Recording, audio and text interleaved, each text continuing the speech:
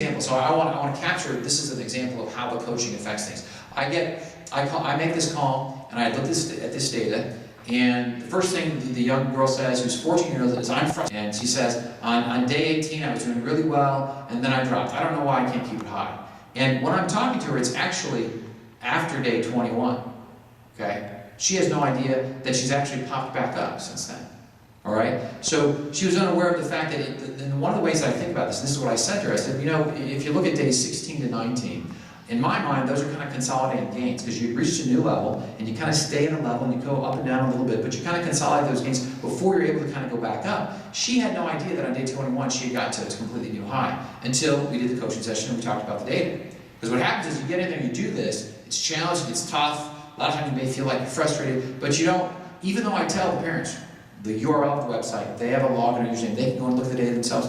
I don't think anybody's ever looked at it, other than when I call them on a coaching call, because I make them get it up and put it on their computer. Then they all look at it, I drag them all through it, we talk about it, and that's how you motivate them. So anyway, she had no idea that she had popped up to a new high on day 21, and then on day 20, you see day 20, I highlight there at the bottom, that graph is short and there's no break. The purpose of that graph is that it's harder to see on the slide, but the lighter color is the amount of pause time or break time. And on that day, day 20, she took no break. She just flew through that thing, okay? And that affects how you do. So those are some of the details of how we do it. So here's another one.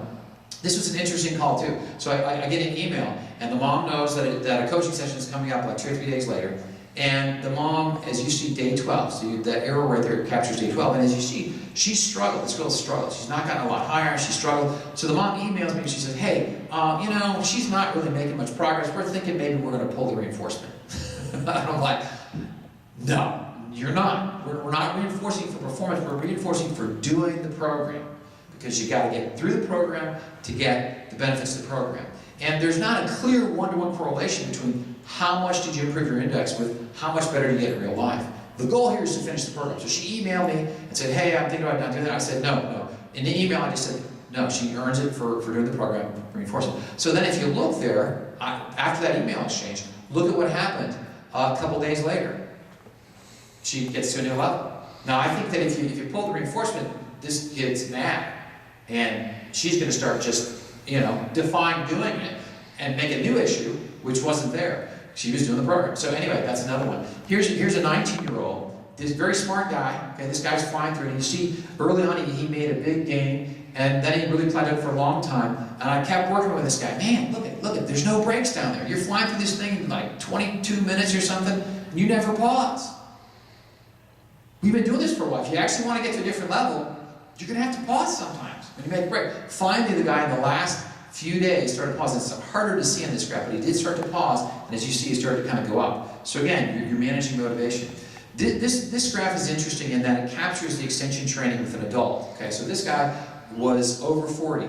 He's 53 years old.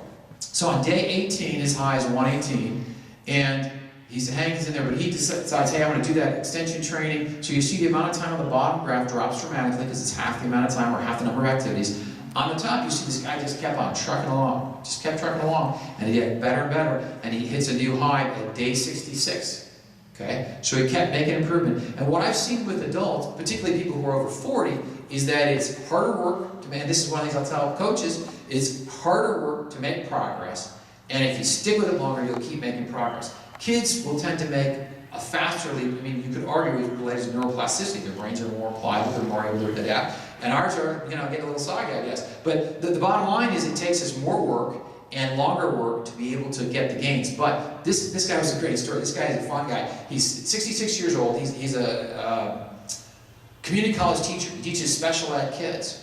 And he was really into working memory. He knew lots about working memory. He'd actually written a book for a textbook about working memory. And he was totally juiced to do this program. But he's such a sweet guy. He talked about, he would drive by, he kept driving by car lots, and he would look to see the cars. And it made his wife nuts because he couldn't stop himself from being distracted. He'd be in his kitchen, and he'd turn the stove on, he'd turn the fire on, and he'd leave, and he would never turn the oven off. He wouldn't turn the burner off. And he's like, I just do these crazy things. I'm never paying attention.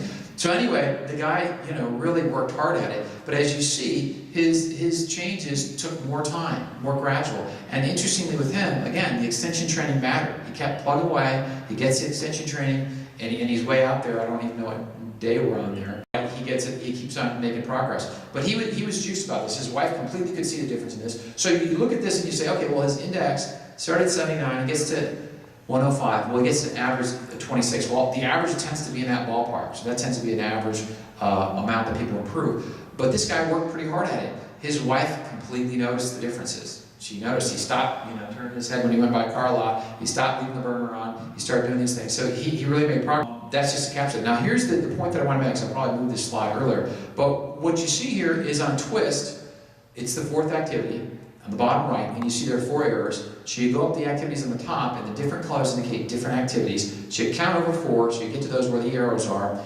And the lines, as they get longer, just like the lines at the bottom, mean that they've got it right. It's got higher number of units. And you see it's going down where I start to have the arrows, and then there's a space.